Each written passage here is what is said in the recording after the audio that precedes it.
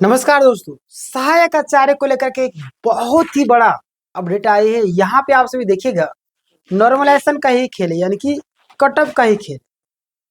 पूरा डिटेल में हम लोग बात करें, आपको पता है कि जीएसएससी को आदेश दिया गया था कि आप जो है छात्रों का कटअप, नॉर्मलाइजेशन मार्क, बहुत सारी चीज़ों को लेकर के आप जमा करें, यानी कि बताएं कि कितने कितना क्या क्या हुआ है ना।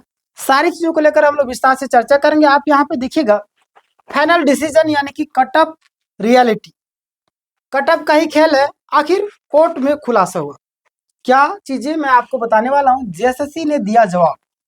देखिए, पूरा डिटेल में हम चर्चा करेंगे। यहाँ पे देखिएगा सबसे पहले कि आज हम बात करने वाले 26,001 सहायक आचार्य जुड़ी से जो भी मामले हैं, जिसमें हाई कोर्ट ने जेएसएससी से कटअप और नॉर्मलाइज्ड मार्क्स की पूरी जानकारी मांगी थी, है ना। पूरी जानकारी तो मांगी थी, लेकिन इसमें कई सारे छात्र लगातार परेशान हो रहे थे कि क्या हुआ क्या नहीं हुआ। अब बताइए, इसका कटअप बताइए, उसका कटअप बताइए। तो आज की इस वीडियो में पूरा डिटेल में हम लोग चर्चा करेंगे। हाई कोर्ट का जो आदेश, देखिए, हाई कोर्ट ने जेएसएससी को साफ निर्देश दिया था कि पिटिशनर के पेपर वाइज जो आपका नॉर्मलाइज अंक है ना, पिटिशनर का जो भी आपका पिटिशनर बनने से थोड़ा सा फायदा ये हो जा रहा है ना। तो पिटिशनर का पेपर वाइज जो आपका नॉर्मलाइज अंक है उसको बताए, है ना। और उसी कैटेगरी के लास्ट सिलेक्टेड कैंडिडेट का जो कोर्ट के सामने प्रस्तुत किए गए हैं, है ना, उन लोगों का भी ये सारी चीज जारी किए, यानी क्या फाइनल आपका कटअप लिस्ट, है ना।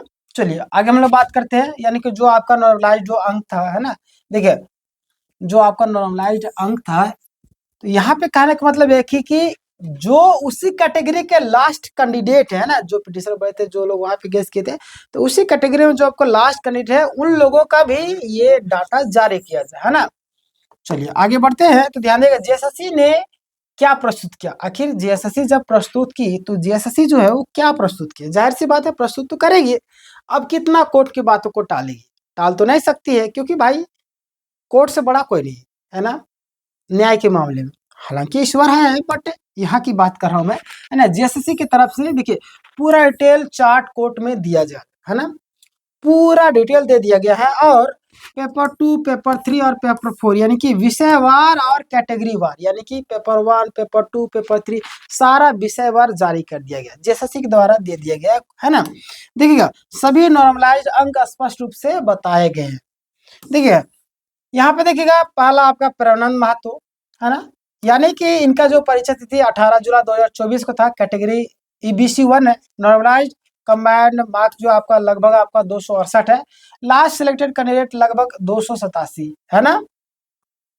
यहाँ पे ध्यान, यानी कि पिटिशनर क्वालिफाइड होने के बावजूद कटअप से नीचे पाए गए, है ना।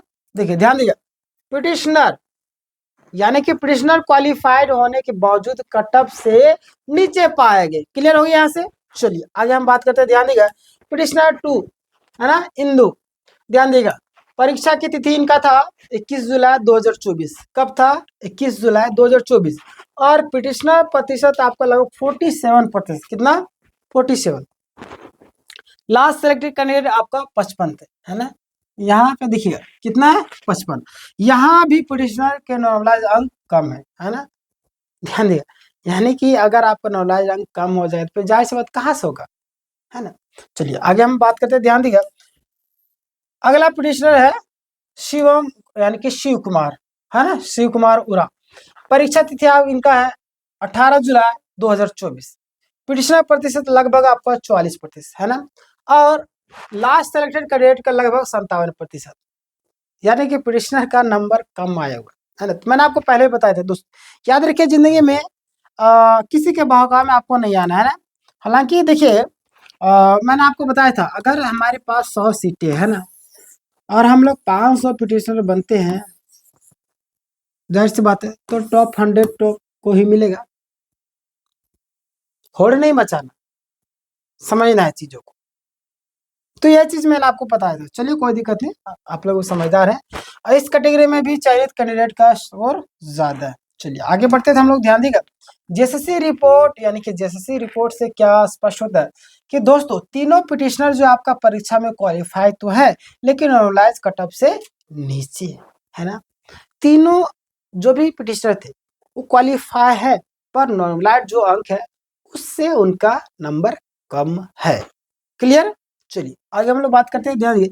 लेकिन नॉर्मलाइज कटऑफ के नीचे यानी कि जेएसएससी ने हाई कोर्ट के आदेश का पालन किया और पूरा डेटा पारदर्शिता के साथ में पेश कर दिया। अब यहाँ पे जेएसएससी बोलेंगे, अब कौन बोलेगा भाई, अब तो मैंने डाटा भी प्रस्तुत कर दिया, ऐसे बोलेगी, है ना।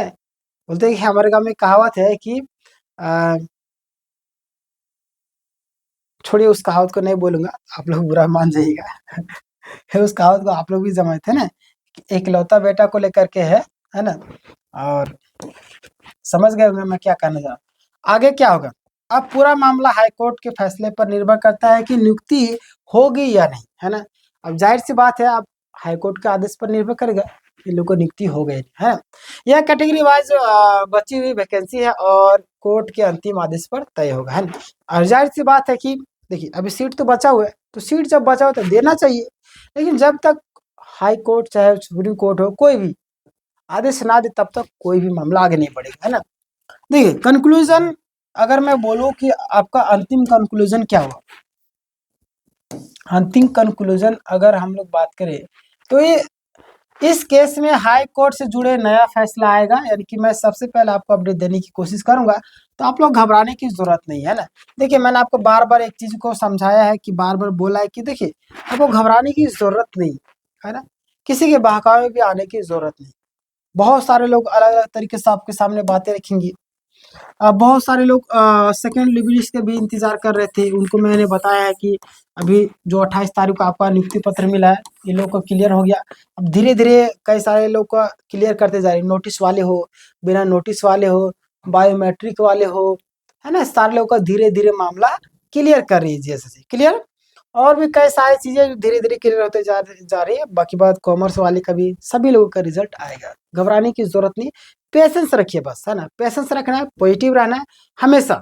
याद रखिए जिंदगी में जो इंसान जितना पॉजिटिव होता है उसका उम्र भी ज्यादा बढ़ता है ना। जिसे बोलते हैं कि हंसने वाले लोग जल्दी मरते नहीं है, तो ऐसे ही हंसते मुस्कुराते रहिए और जीवन में हमेशा खुश रहिए, है ना। और बाकी बात एक चीज मैं आपसे भी कहूंगा कि सिर्फ इसी एग्जाम के भरोसे क्यों, और भी कई सारे अभी 50,000 के आसपास में या 25,000 के आसपास में भी सहायक आचार्य का आने वाले, उसकी तैयारी में जुट जाइए ना। इस तरीके से मन लगा के पढ़िए। अभी जेटेट फिर से अभी एग्जाम होगा मार्च में, उसकी तैयारी में जुटे रहिए, अच्छा नंबर लाइए, बेनिफिट उठाने की कोशिश कीजिए ना, एक चीज के पीछे पड़े हुए हैं। बाकी जो अपडेट आएगा तो मैं आपको बताऊंगा ही बताऊंगा। लाइक कर दीजिएगा, सब्सक्राइब करके रखिएगा, जैसे कुछ अपडेट आएगा बना देंगे वीडियो, आप देख लीजिएगा। बाकी बात तैयारी में जुटे रहना, है ना। चलिए तो ये था आज का पूरा अपडेट। आप लोग कैसा लगा जरूर कमेंट करके बताइएगा। आपके मन में कुछ सवाल हो तो ये भी पूछिएगा, मैं रिप्लाई करने की पूरी कोशिश करूंगा, ठीक है। इस वीडियो को आप चाहे तो शेयर कर सकते हैं। मिलते हैं इस वीडियो, तब तक के लिए धन्यवाद।